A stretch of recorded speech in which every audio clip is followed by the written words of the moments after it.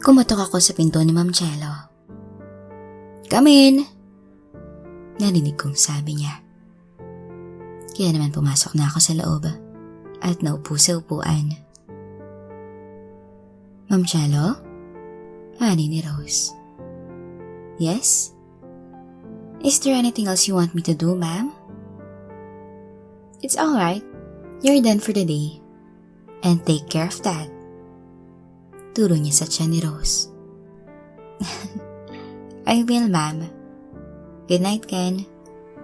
"Sige, Rose. Ingat ka." Gumiti siya at lumabas na ng office. Habang ako, nakaupo lang sa upuan. Habang may inaasikaso si Ma'am Cello sa computer niya. At tumitingin din to sa mga files na nasa desk niya. Maya-may gumawa ako ng ingay para mapansin niya. Pero wala pa rin. Deadma pa rin siya at tuloy pa rin sa ginagawa niya.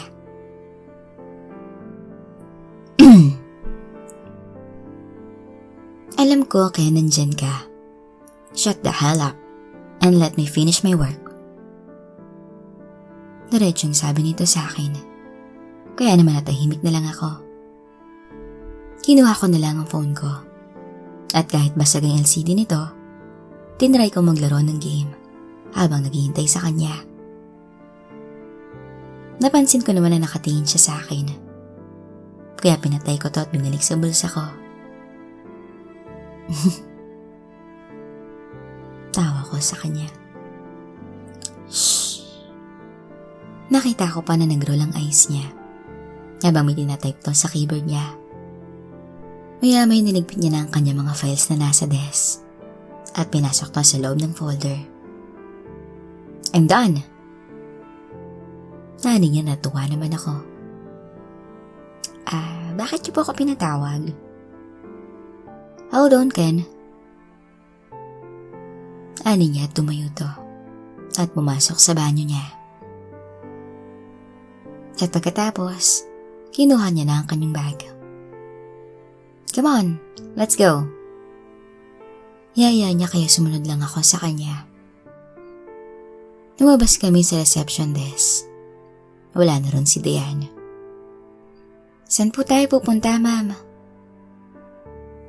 Tanong ko sa kanya na nakatayo lang kami sa harap ng elevator. "You'll see." Pagkarating namin ng parking lot ay sumakay na kami sa kotse niya. Dinala niya ako sa isang mamahaling restaurant. "Kakain tayo dito?" "Hindi, Ken. Dito tayo matutulog." "Of course, kakain tayo." Piloso pong sagot nito na napahiya lang ako. "Good afternoon, Miss Cello. Table for two?" Tanong ng receptionist ng restaurant. "Can I have my usual table?" Tanong ni Ma'am Cello sa kanya. "Yes, ma'am. It's always been reserved for you." Ani niya. At sumunod kami sa receptionist, papunta sa table namin. Umorder kami ng pagkain at dinalhan niya kami ng maiinom. "Your dinner will be out in a minute, ma'am." "Thank you." Sagot naman ni Ma'am Cello sa kanya. "Sobrang mahal siguro dito?" Ani ko sa kanya. "Yeah." "Niloko mo ko kanina." "Niloko?" Tanong ni Ma'am Cello na parang nagmamaang-maangan pa. "Oo. Akala ko nasa office ka kanina. Wala naman pala." Ani ko sa kanya na tumawa siya. Lumabas kami ni Divina. Client meeting. Bakit mo ako pinapapunta ng office mo kung wala ka pala doon?" Tanong ko sa kanya na dumating na yung pagkain namin. Kaya naputol ang pag-uusap namin. "Enjoy your meal." Ani ng waiter at umalis na rin agad. "Well, trip ko lang." "Bakit, may problema ba?" Tanong niya sa akin na nagsubot na ng pagkain at tumingin sa akin. Wala naman. Maya-maya may kinuha to sa kanyang bag at nilagay sa gilid ng plato ko. Open it. Napatingin ako sa kanya at kinuha kong nakabalot na bagay at binuksan to. Wow! Talaga? Yeah. Well, nakita ko yan kanina nung nag-lunch kami ni sis. And naisip kita. Kaya yan, binilhan kita. Tinignan ko to ng maayos, pati ang likuran nito. May camera. Nice. Very nice talaga. You'd better thank me. Thank you, Cello. Hani ko sa kanya. Nangumiti naman siya. Ready to use na yan. So pwede mo lang itapon ng old phone mo. Hindi muna. Ita-transfer ko na muna yung mga contacts sa ibang files ko bago ko itapon yun. Akin na nga? Ako nagagawa. No, ako nagagawa. Salamat sa bagong phone. Tinignan niya ako ng masama at sinabing, Fine, have it your way. Kaya naman tinuloy na lang namin ang aming pagkain. At pagkatapos naming mag-dinner, tinawag niya ang waiter para bayaran ang bill namin.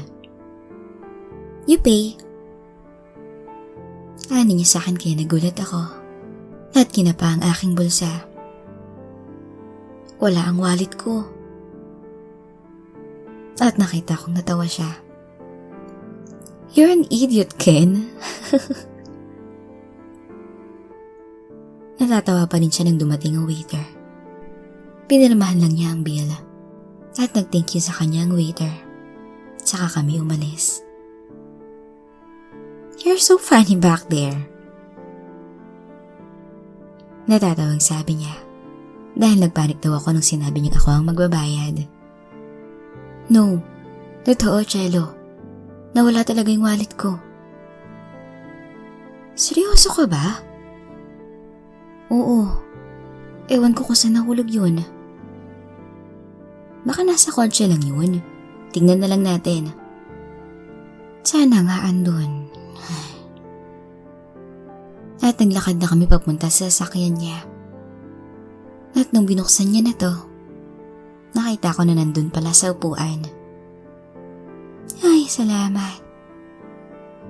Nani ko nung nasa loob na kami. Give me your wallet. Kaya naman inabot ko to sa kanya.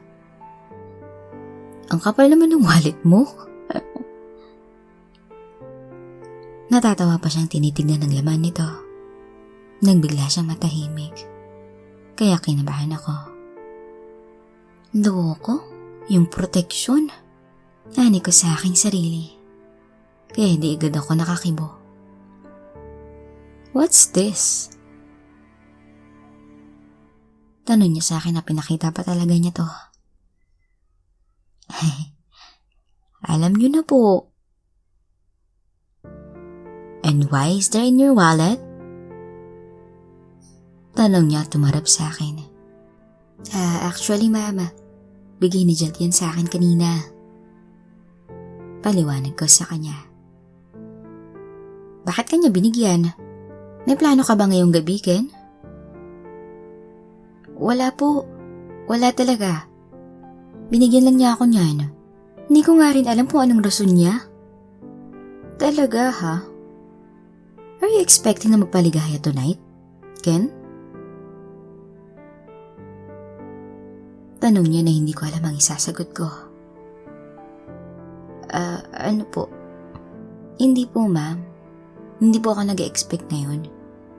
Hindi ko nga alam na lalabas pala tayo. Ani ko sa kanya na umayos naman siya ng upo sa upuan niya at pinaandar ang kotse.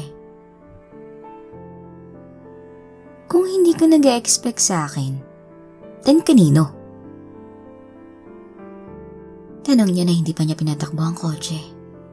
At hinintay ang sagot ko. Wala po talaga, ma'am. Cello. Wala talaga. Binigay lang sa akin ni Jet yan. Kasi ang pagkakaalam nila, wala pa akong karanasan. Ikaw? Bakit naman nila nasabi yun? Natatawang tanong niya sa akin. Natatakot tuloy akong sabihin sa kanya ang totoo. Wala na akong lusot dahil na-corner niya na ako. Kung bakit ko pa kasi nilagay sa wallet ko yun at hindi ko nalang iniwan sa drawer ko o binalik kay Jet. Nalintikan pa. Yun po kasi yung sabi ko sa kanila. Naihiyang sagot ko kay Cello. Well, just make sure na wala kang ibang babaeng pinapaligayakin. Or else... Sabay suntok niya sa braso ko. Parang tumagusto sa buto ko dahil sa sobrang sakit. Aray, opo ma'am, wala po. Pagsisinungaling ko sa kanya. Tandaan mo yan, Ken. Ani niya at pinatras niya na ang kotse. Saka kami lumabas ng parking lot. Habang nasa biyahe kami. So tell me, bakit mo sinabi sa kanila na wala ka pang karanasan? Tanong niya sa akin. Ang totoo, Cello, lately lang ako naka-experience. Shut up! For real? Gulat na tanong niya sa akin. Oo. Oh wait. Don't tell me na akong nakauna sa'yo. Well, in a sense, hindi po. Sagot ko sa kanya na tumingito sa akin at hininto ang kotse at tumarap sa akin. Tell me, sino? Yung kaibigan ko pong si Emma. Kababata ako po. Pero walang pasukan ng ano ang nangyari. Oral lang po. Hindi naman counted yun para ho sa akin, oo. Ani ko sa kanya. Pero hindi ko nasasabihin sa kanya na si Karen ang una ko. That means, ako ang nakauna sa'yo. Goodness. Ani niya at pinatakbo niya muli ang kotse. Pansin kong parang bumalik kami sa opisina namin. Pinasok niya rin ang kotse sa garahe na sa mga oras na yun, wala ng mga tao. Nagpaalam lang siya sa guard na may naiwan kaming file. Sige po, Ma'am Cello. Sagot naman ng guard sa kanya. At pinapasok na kami sa parking lot. Umakyat kami sa office niya. At tinulak niya ako paupo sa sofa. Hanggang sa dahan-dahang sinunggaban ako. Ako pala ang una, ha? Ani niya sa akin habang naglalakbay ang kanyang mga kamay. Papunta sa aking ibaba. Cello. Shh. Mabilis ang pangyayari. Matindi agad ang bakbakan namin ni Cello sa loob ng office. Huminto pa saglit si Cello at kinuha ang proteksyon na binigay ni Jet sa wallet ko. Tutal, andito na rin man tayo. Gamitin na natin. Ani ni Cello. At doon na naging mainit ang mga tigbo. At ilang minuto pa ang lumipas. Pareho na namin abot ang sukdulan. Iba ang dulot ng may proteksyon. Ngayon lang ako nakaranas. Pareho kaming bagsak dahil doon. Pero patuloy pa rin ang lapat ng aming mga labi. Nabigla nilang kaming napahinto. Dahil narinig namin na may nagbabakim sa labas ng office niya. Yung cleaning crew. Sabay naming sambit. Kaya nagmamadali kami ng bihis. Na tumakbo pa siya papasok sa banyo para mag-ayos. Good evening po, ma'am. Bati sa kanya ng isang cleaning crew na nagbabakim sa reception area. Good evening. Oo nga pala. Iwan niyo na lang yung office ko ha. May inaayos kasi ako doon. Ayokong masira. Ani niya rito. Sabihin mo rin sa kasamahan mo. Dagdag pa niya. Opo, ma'am. Ani niya at umalis na kami. Saka sumakay sa elevator. Natatawa kami sa nangyari nung nasa kotse na kami. Buti nilang natapos tayo. Ani ko sa kanya. Nasinuntok pa ako sa braso ng mahina. Aray, bakit? From now on, bibili ka na ng maraming proteksyon. Yes, ma'am. Sagot ko sa kanya na nakangiti. At tinatid niya na ako sa amin. Jello, may lakad ba tayo sa weekend? Tanong ko sa kanya nung malapit na kami sa amin. Wala naman. Bakit? Pinapasama kasi ako ng uncle ko sa probinsya. Kaya tanong ko lang kung may gagawin tayo. Ganun ba? Okay lang. Sumama ka sa kanya. Ano niya sa akin na nakahinga ako ng maayos. Thank you. Maya-maya hininto niya na ang kotse sa may kanto malapit sa amin. Alright, see you tomorrow. Ani niya at nagalikan pa kami. I'll see you tomorrow, hon. Ani ko sabay bukas ng pinto. Lalabas na sana ako nang hawakan niyang bulsa ko sa likod ng pantalon. Kaya muli akong napaupo sa upuan. Anong sabi mo? See you tomorrow. No, yung huli. Han? Natumingin to sa akin at sinabing, Don't you ever dare call me that. Nakita kong galit na galit siya. Sorry. Hindi ko na uulitin, promise. Go! Nadali-dali akong bumaba ng kotse. Mabilis niyang pinatakbo ang sasakyan. Habang ako, naiwang tulala sa nangyari. Tinago ko yung bagong phone na binigay ni Ma'am Cello at pumasok na ng bahay. Oh, late na. Kumain ka na? Po, ma. Nag-dinner kasi kami ng kasamahan ko sa work. Sige. Sige po, ma. Akyat na po ako sa kwarto ko. Paalam ko sa kanya. Natumango lang siya. Kaya naman umakyat na ako sa taas. Nilipat ko ang buong contacts ko pati ang mga files ko sa bago kong phone. At pagkatapos, nilagay ko ang lumang phone ko sa kahon ng bagong phone at tinago ko to sa cabinet. Hindi ko kayang itawan basta-basta ang lumang phone ko. May sentimental value yun sa akin dahil pinaghirapan kong pag-ipunan yun. Tinext ko si Ma'am Cello kung galit ba to sa akin. Pero hindi to nag-reply. Nagalit siguro yun nang tinawag ko siyang Han. Panik ko sa aking sarili. Kaya naman sinurge ko na lang yung phone at nahiga na sa kama.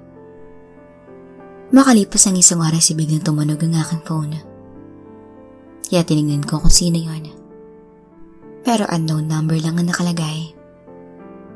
Kaya naman nagdadalawang isip akong sagutin. Kaya hinayaan ko na lang tong tumigil. Nang tumawag to ulit. Kaya sinagot ko na lang. Hello? Sino to? Ken, ako to. Karen? Oo, kamusta ka na? Late ka na tumatawag ah. Bakit ka napatawag? Namiss kita eh. Nagkita lang tayo kahapon ah. Ha? Nakalimutan mo na ba? Kasama si Uncle Jan. Oo nga. Available ka ba? Madaling araw na. Alam ko. Pwede ka ba ngayon? Saan naman? Tumingin ka sa bintana mo. Hanin niya kaya tumayo ko tumingin sa labas. At nakita ko tong nakatayo sa labas ng gate namin. Kaya naman dahan-dahan akong lumabas ng kwarto. Bumaba sa hagdanan. At dahan-dahan kong binuksan ang pintuan sa baba. At nagmamadaling pumunta sa gate. Anong ginagawa mo rito? Tanong ko sa kanya na maingat kong binubuksan ng gate para hindi ako makagawa ng ingay. Namiss kasi kita, Ken. Ani ni Karen sa akin. Pinapasok ko siya sa loob at muli kong sinara ang gate. Hindi ka na sana pumunta rito. Malilintikan ako ng mama ko. Ani ko sa kanya. Natumingin naman to sa paligid. Sa kanya ako hinila sa gilid ng bahay namin. Anong gagawin natin dito? Tanong ko sa kanya na lumod to bigla sa harapan ko. Uy, ano ka ba? Napatingin tuloy ako sa paligid para i-check kung may tao ba. Hanggang sa sinimulan na ni Karen ang balak niya. At kahit madilim sa kinatatayuan ko, kita ko ang galaw ng ulo niya. Karen. Nangihina ako sa ginagawa niya. Sorry, Ken. Miss na kita. Ani niya habang may ginagawang milagro sa aking ibaba. At nang magising na to, tumayo agad siya at tumalikod sa akin. Kaya wala na akong nagawa pa. Pinagbigyan ko na lang ang magandang dalaga. Karen naman eh. Ani ko sa kanya habang nagmamasid sa paligid na baka may makakita sa amin. Balot! Balot kayo dyan! Narinig namin sa may gate na may dumaang nagbabalot. Kaya napatigil kami sandali. At umusog kami papasok sa likuran ng bahay. At doon namin to pinagpatuloy. Hanggang sa makalipas ang ilang minuto, sabay na namin naabot ang langit. Pasaway ka, Karen. Miss na kita eh. Ikaw talaga. Humarap na sa akin. I miss you, Ken. Sabay halik niya sa akin. Maya-maya nag-init na naman si Karen. Karen! Baka magising na si na mama niyan. Patay ako. Sige na nga. Isa na lang muna ngayon. Nga pala, okay na ako sa weekend. Sasamahan na kita. What? Talaga? Yay! Promise mag-enjoy ka. Ani niya sa akin. Maya-maya lang ihinatid ko na sa gate si Karen. At siniguro ko muna na walang tao bago to pinalabas. Saka to sumakay sa kotse niya at umalis na to. Habang ako, dahang-dahang pumasok sa bahay at umakit na sa kwarto ko. Nakahinga ako ng malalim nang mahiga na ako sa kama. At nakita ko may message pa galing kay Karen. Salamat, Ken. Napawi mo ang uhaw ko sa'yo. Ani niya sa text. Napangiti na lang ako at hindi ko na siya nireplyan pa dahil alam kong nagdadrive pa to. Binalik ko na ang phone ko sa charger at natulog na ulit.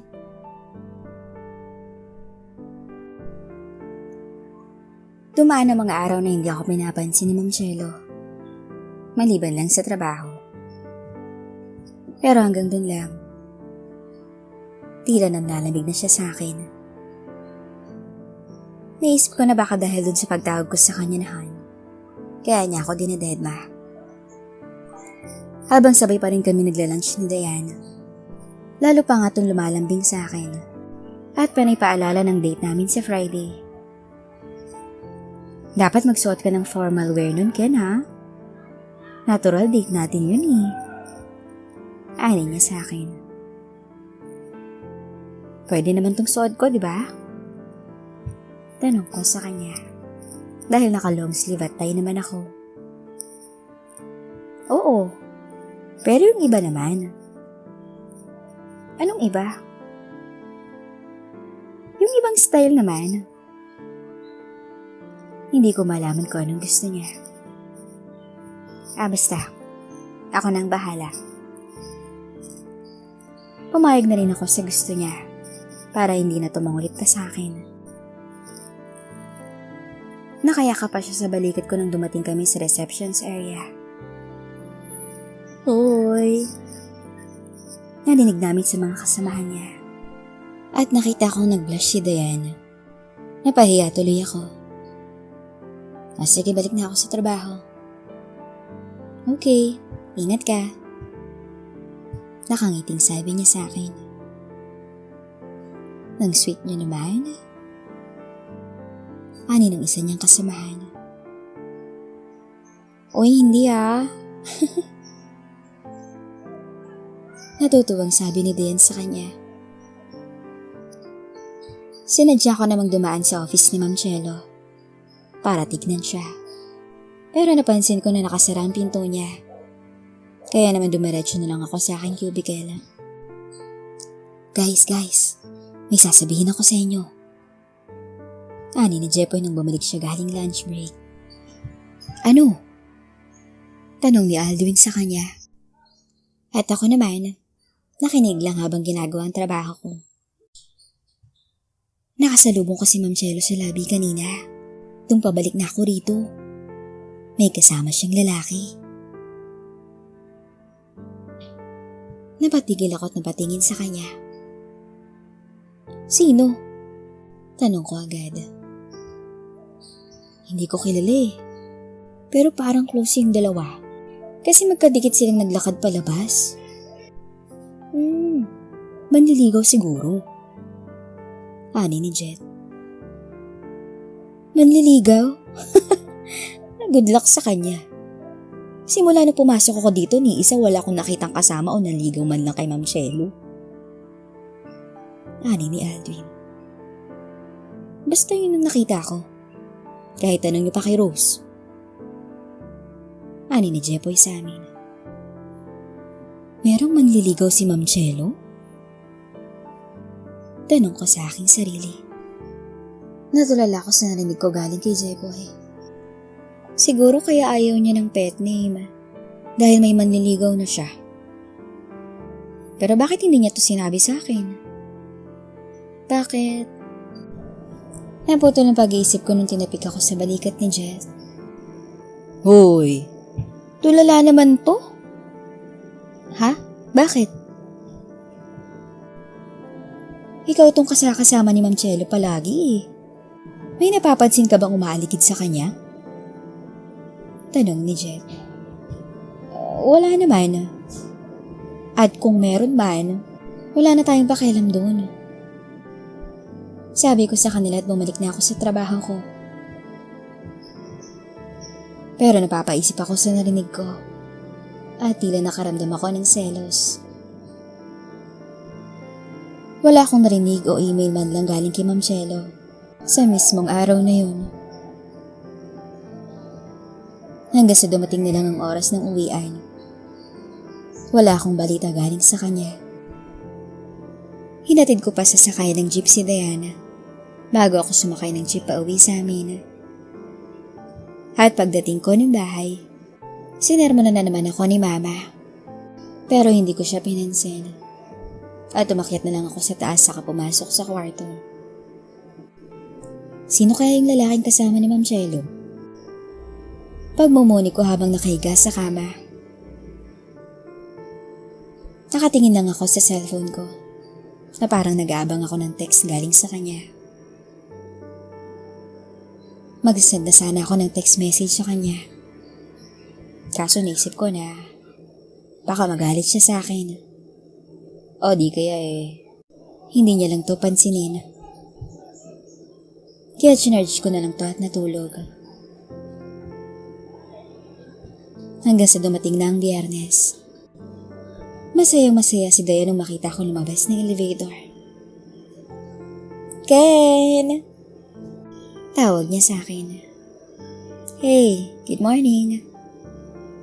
Bati ko sa kanya. Good morning too. Handa ka na ba sa date natin mamaya? Malambing ang kanyang boses. Kaya napangiti lang ako. Yeah. Sinungaling. Bakit? Halatang hindi ka excited eh. Tampong sabi niya. Umaga pa kasi. Biro lang. Usap ulit tayo mamayang lunch ha.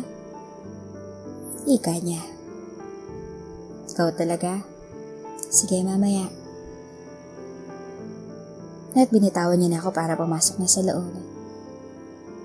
Hindi na ako dumaan pa sa opisina ni Ma'am Cielo. At dumiretso na ako sa cubicle ko. Pagdating ko doon ay wala ang tatlo. Nangiya. Nag-long weekend ata yung tatlo ah. Sabi ko na nagkibit balikat na lang ako. At sinimulan na ang aking trabaho. Maya-maya nag-ring ang aking phone. Kaya sinagot ko to. Hello? Ken, come to my office. Boses ni Ma'am Cielo. Yes, ma'am. Sagot ko at binaba niya agad ang telepono. Kaya naman nila ko na ang monitor at agad na pumunta ng office niya. Kumatok muna ako sa pinto niya. Come in!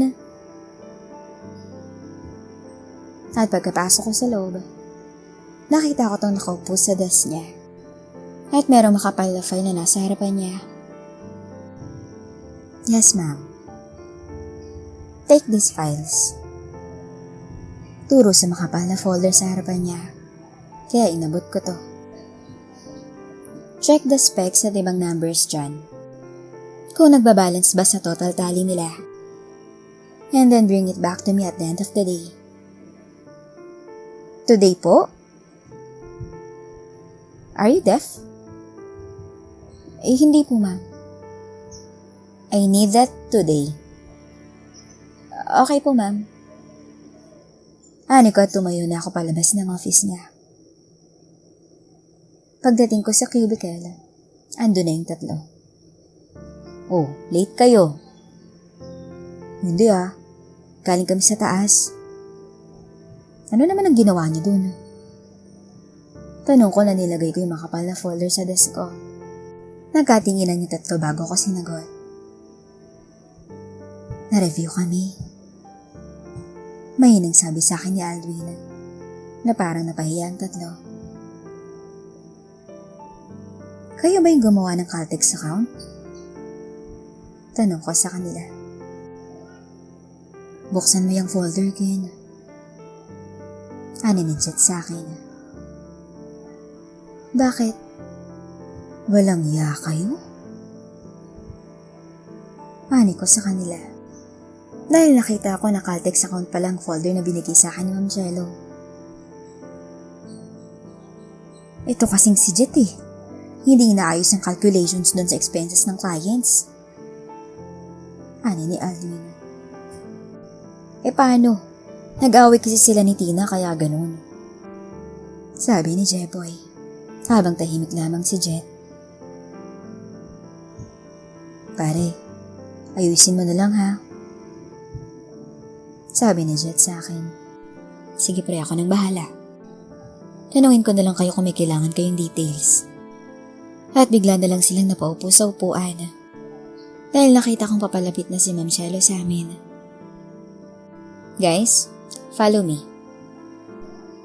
Sabi niya sa tatlo na malulungkot ang muka. At mukhang namutla pa si Jet. Patay. Sabi niya nung sumunod sila kay Ma'am Cielo. Talaga tong tatlong to? Hani ko na lang. At sinimulan ko na ang pag-review sa account na ginawa nila. Nagkaduling-duling pa ako dahil yung ibang numero, hindi ko alam kung saan nila nakuha. At hindi pa clear yung ibang info sa isang expenses at budget ng account. Hanggang sa narinig na lang namin ang malakas ng boses ni Ma'am Chelo. Narinig to sa buong department. Kita ko pa nagsintayuan yung ibang kasamahan namin dahil sa lakas nito. Kahit nakasara ang pinto ng office niya, naririnig pa rin ng buong department ang sigaw niya. Nakakatakot. Dinig kong sabi ng isang kasamahan namin na yung iba, nagsuot na lang ng headphone sa tenga nila para hindi makarinig ng boses ni Ma'am Chelo. Naku, ayusin ko na yung accounts na hawak ko. Dinig kong sabi ni Albert. Buti ka pa akin, hindi ka sinisigawan ni Mama. Ano ka? Pati din ako, no? Hani ko sa kanya. At kung alam lang nila, hindi lang sigaw ang natanggap ko kay Ma'am Chelo. Ilang araw din nawala yung braso ko sa suntok niya. Makalipas ang ilang minuto, natahimik na ang office ni Ma'am Chelo at bumukas ang pintuan niya na nagmamadali naman nagsiupuan ng mga kasamahan ko at lumabas na yung tatlo. Tahimik lang silang naupo sa upuan nila. Narinig ko pa na parang humihikbi si Jet. Kasi sa report na nireview ko ngayon, yung part niya yung maraming mali. Kaya siguro na-review sila. Dahil teamwork dapat at hindi individual. Maya-may biglang tumunog ang phone ko. Hello? Ken, in my office. Yes po, ma'am. Agad akong tumuyo at pumunta sa office ni Ma'am Chelo. Kumatok muna ako. Sa kanya ako pinatuloy. At naupo ulit sa upuan sa harapan ng desk niya. How's the account so far? Nahanap ko na po yung mistakes, ma'am. At yung inaayos ko ngayon, hindi ko pa po na-check sa ibang pages. Balita ko sa kanya na hindi man lang ako tinitignan. Good. Keep me updated kasi kailangan na natin isabit niyan sa client sa Monday. Okay po, ma'am. You can go. Galit na saad niya. Sige po, ma'am. Paalam ko sa kanya at tumayo na ako palabas ng office niya. Nang biglang may lalaki nakatayo sa pintuan nito. Hey! Tawag pansin niya kay Ma'am Chelo. Kaya naman napatingin ako sa kanya. Nagkatinginan kaming dalawa ni Ma'am Chelo. Napansin kong nagulat pa siya. What are you doing here? Tanong niya sa lalaki. I'm here to ask you out for lunch. Is there something wrong with that? Tanong ng lalaki sa kanya. No, not at all. Ken, I would like you to meet Alex. Alex, that's Ken, one of my accountants. Nakilala ni Ma'am Chelo sa akin. Nagulat ako sa narinig kong pangalan. Hey man, keep up the good work. Sabi ni Alex sa akin. Natumingin ako kay Ma'am Chelo na nagkamayan kami. Ni hindi ito makatingin sa akin. Come on! Let's go out like we did yesterday. Yun pala si Alex. Ang unang minahal ni Ma'am Chelo. Mahinig sabi ko nang pabalik na ako sa cubicle ko. Natulala ako sa nalaman ko. Yung lalaking kasama niya kahapon ay si Alex, ang ex niya.